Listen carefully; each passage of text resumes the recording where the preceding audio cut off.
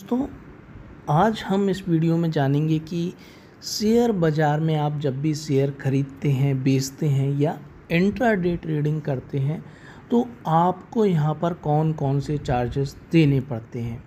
तो दोस्तों, आप चाहे शेयर खरीदें, बेचें या इंट्राडे ट्रेडिंग करें, आपको यहाँ पर हर कदम पर आपको यहाँ पर कुछ चार्जेस देने पड़ते हैं, तभी आप ये शेयर खरीद सकते हैं, बेच सकते हैं और ये इंट्राडे ट्रेडिंग कर सकते हैं। तो दोस्तों, यदि आप शेयर मार्केट में नए आए हैं या शेयर मार्केट में प्रवेश करने जा रहे हैं, उसमें इन्वेस्टमेंट करना चाहते हैं, कुछ पैसा कमाना चाहते हैं, तो दोस्तों यहाँ पर सबसे महत्वपूर्ण बात है, आपको यहाँ पर जो चार्जेस लगते हैं उनके बारे में आपको पूरी जानकारी होनी चाहिए। इन चार्जेसों की पूरी जानकारी होने से आप अपने प्रॉफिट को ठीक यहाँ पर उसका आकलन करेंगे, ठीक आप पता करेंगे और अधिक यहाँ पर मुनाफा कमा सकते हैं। तो चलिए दोस्तों, हम शुरू करते हैं और इस वीडियो में आज हम जानेंगे कि कौन कौन से चार्जेस आपको यहाँ पर शेयर खरीदने पर, बेचने पर और या इंट्राडे करने पर आपको देने पड़ते हैं और किस तरीके से आप इजीली यहाँ पर एक क्लिक पर आप इसे कैलकुलेट कर सकते हैं। कैलकुलेट करना ज़रूरी है, जब भी आप शेयर खरीदें, बेचें या इंट्राडे करें तो ये ज़रूरी है। तो दोस्तों, शेयर खरीदने व बेचने पर मतलब क्या है कि आप उसे एक दिन से ज़्यादा रख रहे हैं। इंट्राडे का मतलब है कि आप उस शेयर को आज ही ख़रीदा, आपने बेच दिया।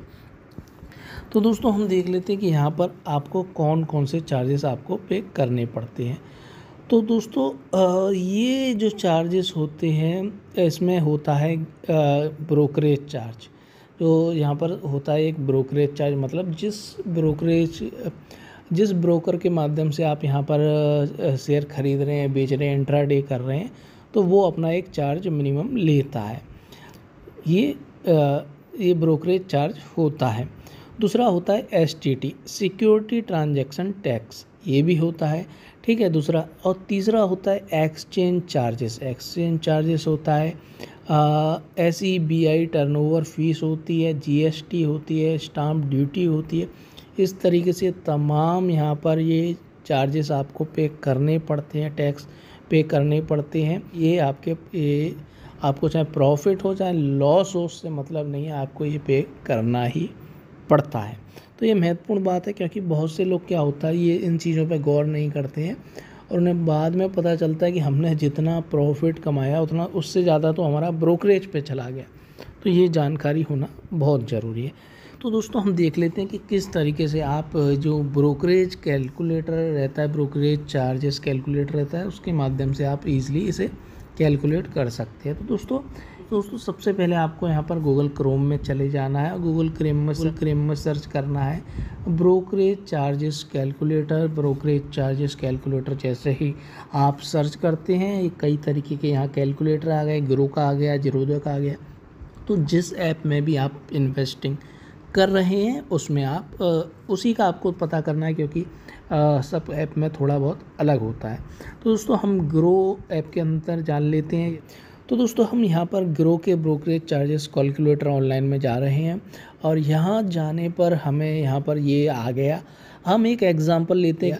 मान लीजिए कि हमने कोई भी शेयर खरीद लिया, हिंदुस्तान समझ लिए, कोई भी समझ लिए, हाँ, तो हमने कितने शेयर खरीदे, यहाँ पर सबसे पहले हमें दिख रहा होगा क्वांटिटी डालनी है। तो हम मान लेते कि हमने 5 शेयर खरीदे।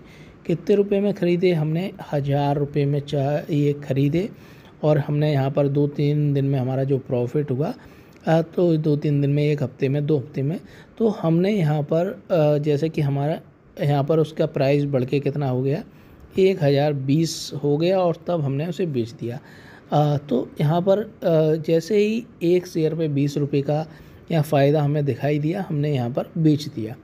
तो दोस्तों, यहाँ पर पूरी डिटेल आ गई। टर्नओवर कितना हुआ? टर्नओवर मतलब है कितना पैसा गया और कितना फिर वापस आया, उसका पूरा जोड़ होता है टर्नओवर। तो दोस्तों, यहाँ पर क्या हुआ था, हमने 5000 दिए थे रुपये, यहाँ पर इन्वेस्ट किए थे और 5000 रुपये हमने वापस निकाल लिए। तो कितने हो गए यहाँ पर? 10,000 हो गए और 100 रुपये का हमें फ़ायदा हुआ। तो ये पूरा हो गया 10,000 100 का यहाँ पर टर्नओवर हो गया। प्रॉफिट एंड लॉस कितना हुआ? ये हमें हुआ 100 रुपये का प्रॉफिट यहाँ पर हुआ है, लॉस नहीं हुआ है। लेकिन दोस्तों ये प्रॉफिट, इसी को लोग ज़्यादा नए इन्वेस्टर होते हैं वो समझ लेते हैं कि यही प्रॉफिट है, ये प्रॉफिट नहीं। अभी जो नेट प्रॉफिट है वही हमारा असली प्रॉफिट है। तो टोटल चार्जेस कितने लगा हमारा, 17 रुपये 11 पैसे, ये कट गया और हमारा नेट प्रॉफिट हुआ 82 रुपीज़ 89 पैसे, तो ये हमारा हुआ।